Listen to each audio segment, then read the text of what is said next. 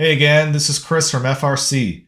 FRC is a cybersecurity value-added reseller to the federal government, and we provide professional services to help modernize business processes.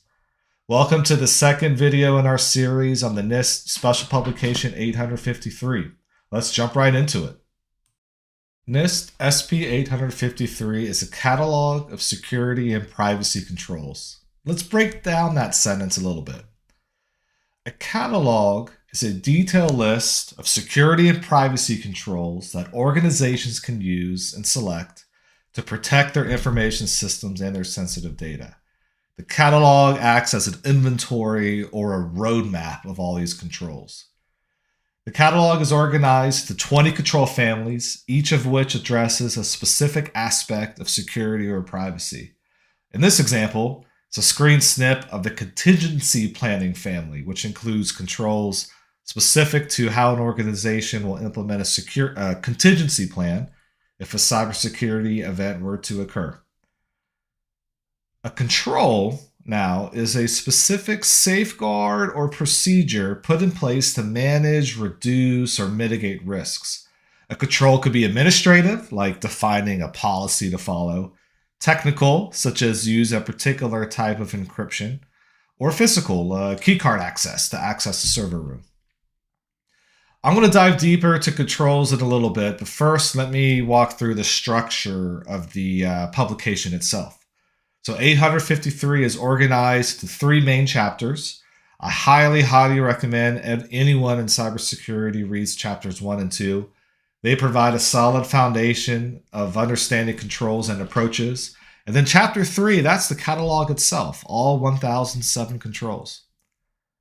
As alluded to previously, controls are organized into 20 families. NIST arranges them alphabetically, not by importance.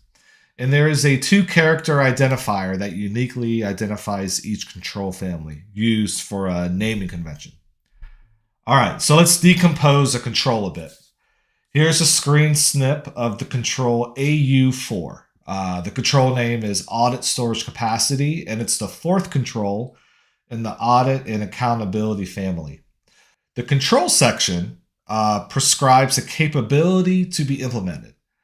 When assessing the capability, the agency or the organization needs to think about 3 main things. First, how are we going to implement this control and who's responsible to do it? Is it my security team? Is it the contractor and the development team? Is it someone else in the organization? Second, how am I going to assess that the control is satisfactorily implemented, and who is going to conduct that assessment?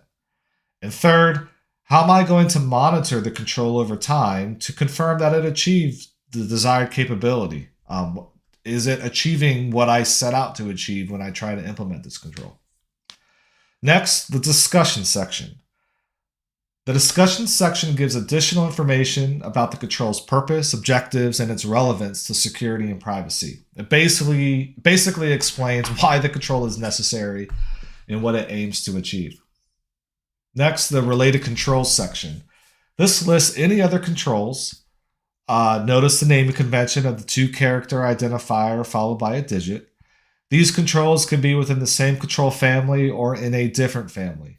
You'll notice here that a related control is SI4, which is the Information System Monitoring Control within the System and Information Integrity family.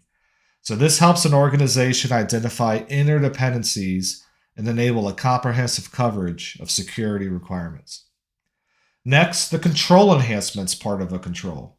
These are additional and optional requirements. These enhancements can provide more detailed or specific guidance for implementing the control effectively. The enhancements are numbered, so you can reference the first one as AU-41, and a control can have no enhancements or numerous enhancements.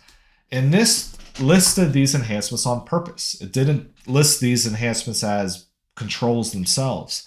So the expectation is that the base control is implemented and then 0 or more of the enhancements are implemented.